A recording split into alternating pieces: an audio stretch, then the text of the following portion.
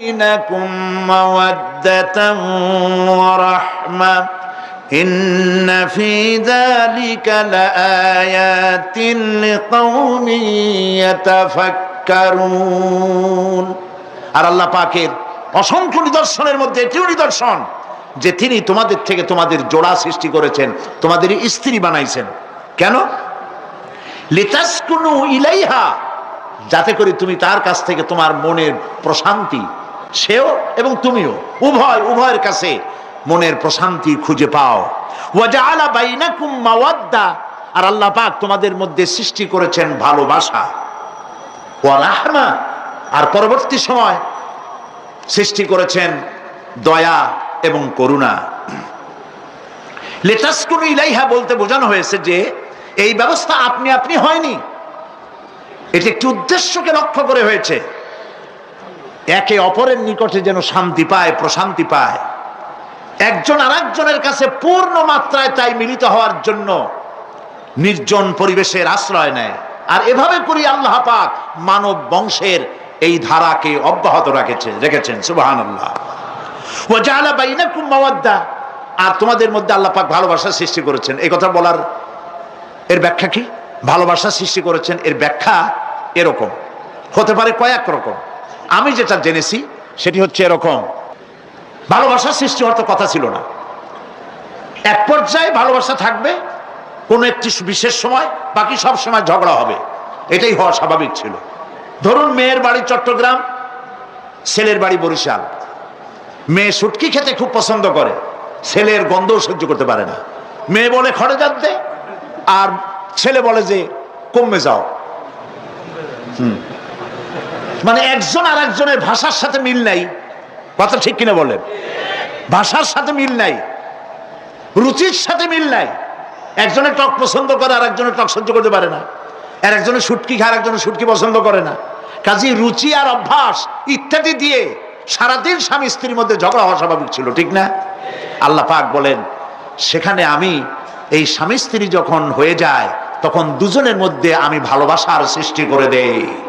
আর সে ভালোবাসা এমন পর্যায়ে চলে যায়, স্ত্রী তার স্বামীর জন্য জীবন দিতে চায়, স্বামী তার স্ত্রীর জন্য জীবনের সবকিছু উজাড় করে দিতে চায়। ওয়া জাআলা বাইনাকুম মাওয়াদ্দা, এরপরে সৃষ্টি করি রাহমা। ওই ভালোবাসা ছিল যৌবন কেন্দ্রিক, বিশেষ এক উদ্দেশ্যকে সামনে রেখে। কিন্তু যখন যৌবনে ভাটি লাগলো তখন ওই উদ্দেশ্য আর থাকলো না।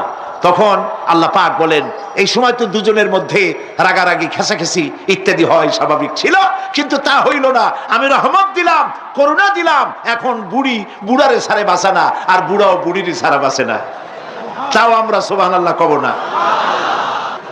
প্রিয় ভাই সব, আমি বুঝতে পারছি আপনারা বলেন ঠিকই, তবে শুনতে শুনতে মোহমুগ্ধ হয়ে বলার সময় পান না। জি, আলহামদুলিল্লাহ বলি, আলহামদুলিল্লাহ। তো আল্লাহ রাব্বুল আলামিন পরস্পরের মধ্যেই ভালোবাসা সৃষ্টি করলেন। এটি আল্লাহ পাকের আয়াত। এটা আল্লাহ পাকের কি বলুন? আয়াত মানে কি? নিদর্শন। এরপরে রাব্বুল আলামিন বলেন ওয়াজআলনা নাওমাকুম সুবাতা, আর আমি তোমাদের জন্য ঘুমকে করেছি শান্তির বাহন। মানুষের অঙ্গ প্রত্যঙ্গ প্রত্যেকটির কাজ ভিন্ন, প্রকৃতিও ভিন্ন। চোখ দেখে, কান শোনে, জিহ্বা স্বাদ গ্রহণ করে, নাক শোনে, নাক শোখে, মস্তিষ্ক চিন্তা ভাবনা করে। এ হলো প্রকৃতি। আর প্রত্যেকটি অঙ্গ প্রত্যঙ্গের রুচি আলাদা, কর্তব্যের মধ্যে বিরাট বৈষম্য। যেমন চোখ রঙিন এবং সুন্দর জিনিস দেখতে ভালোবাসে, ঠিক কিনা বলেন? ঠিক কিনা? একটা খারাপ জিনিসের দিক চোখ পড়লেই মানুষ তাড়াতাড়ি চোখ ফিরায় নেয়, ঠিক না? চোখ সুন্দর এবং রঙিন জিনিস দেখতে ভালোবাসে। কান সুমধুর সুর শুনতে ভালোবাসে, উৎসাহ বোধ করে। আর হাত নরম এবং মসৃণ জিনিসে স্পর্শ করতে উৎসাহ বোধ করে। নাক আতরের গন্ধ শুঁকতে ভালো লাগে। আর মন নতুন নতুন রঙিন ভাবনা ভাবতে চেষ্টা করে। বাড়ি বানাবো, বিল্ডিং বানাবো, ইন্ডাস্ট্রি করব। This is the app that we have, Nidhi.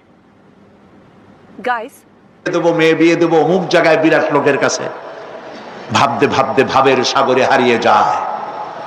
আর ভাবনার ভিতরে খেয়ালে যদি কেউ পোলাও পাকায়, বাস্তবে তা হোক আর না হোক, খেয়ালে মনে মনে যদি কেউ পোলাও পাকায়, তাহলে ঘিয়ের দাম যাই হোক না কেন তাতে কিছু আসে যায় না, ঠিক কিনা?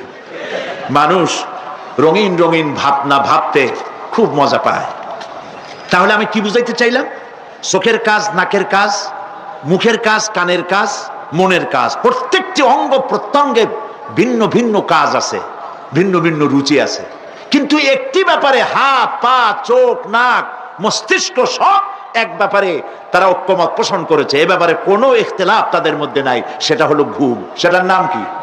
ঘুম। ঘুমাইতে চায়, হাতের শরীরের সমস্ত অঙ্গ প্রত্যঙ্গ ঘুমের কোলে নিবেদিত হয়ে যেতে চায়। ঘুম না আসলে হাত আর চলে না, মাথায় আর ভাবতে ইচ্ছা করে না, পাও আর চলতে চায় না, হার্টবিট বেড়ে যায়, আর ঘুমালে পরে সব শান্ত হয়ে যায়।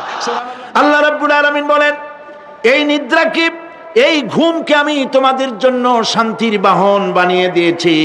আলাম ইয়ারাউ আন্না জাআলনাল লাইলা লিয়াসকুনু ফীহি ওয়ান নাহারা মুবসিরান ইন্না ফী যালিকা লাআয়াতিন লিকাওমি ইউমিনুন। তারা কি আল্লাহ পাকের এই কুদরতের কথা চিন্তা করে না, যে আমি রাতের আধার দিয়ে ধরনীর বুক ছেয়ে দেই, দিনের উজ্জ্বলতা, কোলাহল, গাড়ির আওয়াজ, ভ্যাঁ ভোঁ আওয়াজ হচ্ছে, কলকারখানার আওয়াজ হচ্ছে, সূর্যের বিরাট তাপ, ঘুম আসে না। সারাদিন কাজ করার পর শরীরের আরাম দেওয়ার জন্যে রাতের একটি কালো চাদর পৃথিবীর উপরে আমি বিছায়ে দেই।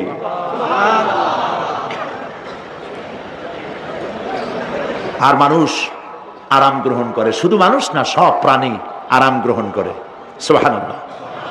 এবং এরপরে দিনের আলো দিয়ে উদ্ভাসিত করি, যেন বিশ্রামের পর নতুন করে আবার কাজের সমস্ত উদ্দীপনা নিয়ে নতুন করে কাজে ঝাঁপিয়ে পড়তে পারে।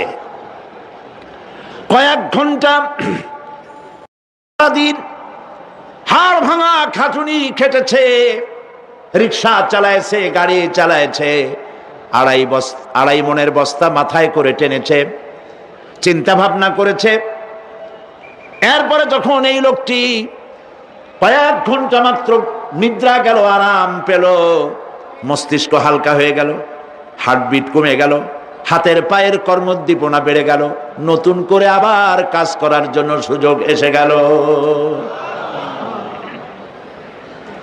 দুনিয়ার মানুষকে কর্মক্ষম রাখার জন্য আল্লাহ পাক ঘুমকে বানিয়েছেন নিয়ামত। সুবহানাল্লাহ বলে।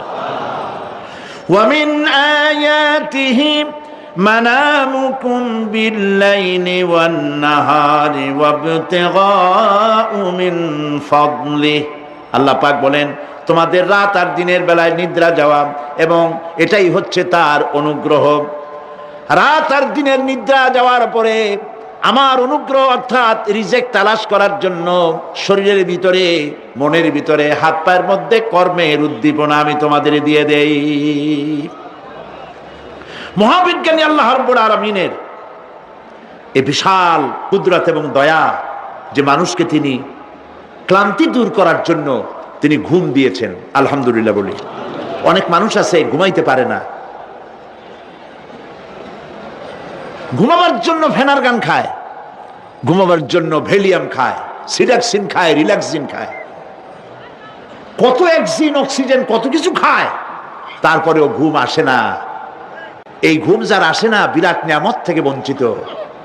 ঘুম একটি নিয়ামত। আলহামদুলিল্লাহ বলি, আলহামদুলিল্লাহ বলি।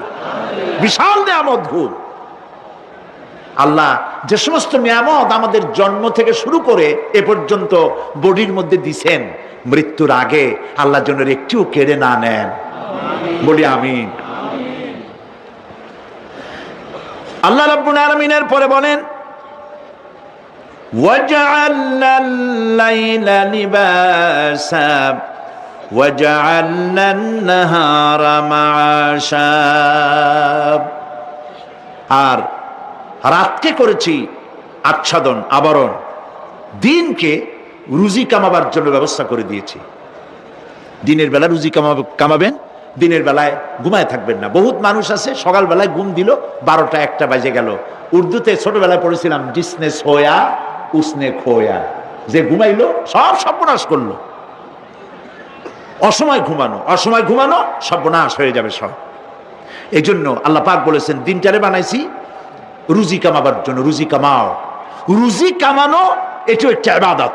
রুজি কামানো কি? হালাল রুজি কামাবেন, ইবাদত।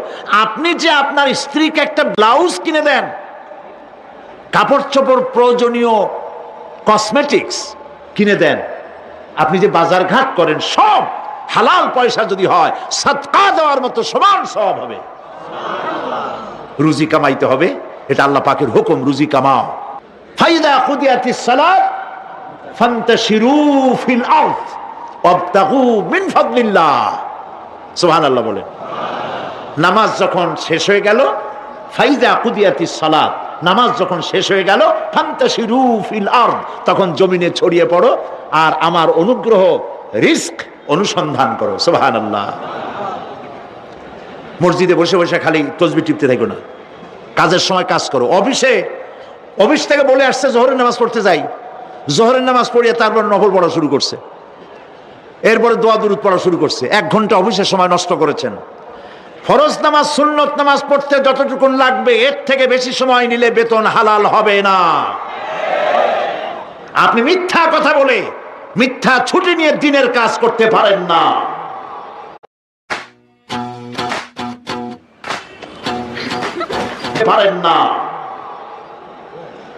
আপনার রুজি হালাল হইতে হবে। আপনার নফল নামাজ পড়া দরকার, রাত পড়ে আছে, রাতের বেলা গিয়ে জনমের মতো নফল পড়েন, কে নিষেধ করবে? মনে থাকবে কথা। প্রিয় ভাই সব, হযরত ওমর ফারুক রাদিয়াল্লাহু তাআলা আনহু তিনি একবার মসজিদ নববীর মধ্যে দেখলেন ফজরের সময়, জোহরের সময় তিনি দেখলেন ফজরে যাদের দেখলাম এক জায়গায় বসা 5-7টা লোক, জোহরে তো তাদেরই দেখতেছি, আসরের সময় দেখলেন ওইখানে বসা, মাগরিবেও দেখলেন, এশায়ও দেখলেন। এশার নামাজের পর তিনি প্রশ্ন করলেন, তোমরা কারা? বলল যে আমরা হলাম দূরের থেকে আসছি, মসজিদে নববী শ্রেষ্ঠ মসজিদ, এখানে বসে বসে আল্লাহর জিকির আজগার করি। তো আল্লাহর জিকির আজগার করো, নামাজ পড়ো, খাও কি? কাজে কিছু লোক আছে ওরা মেহেরবানি করে রান্না করে আনিয়া আমাদের খাওয়াইয়া যায়। হযরত ওমর ফারুক রাদিয়াল্লাহু তাআলা আনহু বললেন, তাহলে তো তোমার চাইতে, তোমরা যে কয়জন এখানে বসে ইবাদত করো, তোমাদের চাইতে ওই ব্যক্তি অনেক উত্তম যে নিজে রুজি কামাই করে তোমাদের খাওয়ায় যায়। তোমরা তো অলস। শুনে রাখো, নামাজের সময় ছাড়া আগামীকাল এই জায়গায় যদি বসা দেখি, ব্যাট মেরে বের করে দেবো মসজিদ নববী থেকে। ইসলাম কাজের প্রতি উদ্দীপনা দিয়েছে, ইসলাম কাজের ট্রেনিং দিয়েছে। সুবহানাল্লাহ বলে কাজ করো আর খাও, বসে বসে বাপের বোঝা হইও না। প্রিয় ভাই সব, এরপরে আল্লাহ পাক বলছেন, ওয়াবানাইনা ফাওকাকুম সাবআন শিদাদা, আর তোমাদের উপরে আমি তোমাদের উপরে শক্ত মজবুত 7টি আকাশ সৃষ্টি করেছি। সুবহানাল্লাহ। এর থেকে বেরিয়ে যাওয়ার কোনো উপায় নাই, এটা ফাটল ধরাবারও কোনো উপায় নাই। এবং এই আকাশটাকে আমি আবার সুন্দর করে সাজায় রাখছি, নয়ন অভিরাম দৃশ্য সার্বক্ষণিকভাবে আমি রেখেছি, রাতের আধারে যা দেখা যায়। সেটা কি? আল্লাহ রাব্বুল আলামিন বলেন, ইন্না যায়্যানাস সামাআদ দুনিয়া বিজিনাতিল কাওয়াকিব, এই দুনিয়ার আকাশখানিকে তারকা প্রদীপ দিয়া সাজায় রেখেছি মনের মতো। দেখো তুমি তাকাইয়া, কি সুন্দর করে আকাশকে সজ্জিত করে রেখেছি। আল্লাযী খালাকা সাবআ সামাওয়াতিন তিবাকা মা তারা ফি খালকির রাহমানি মিন তাফাউত ফারজি'ল বাসারা হাল তারা মিন ফুতুর।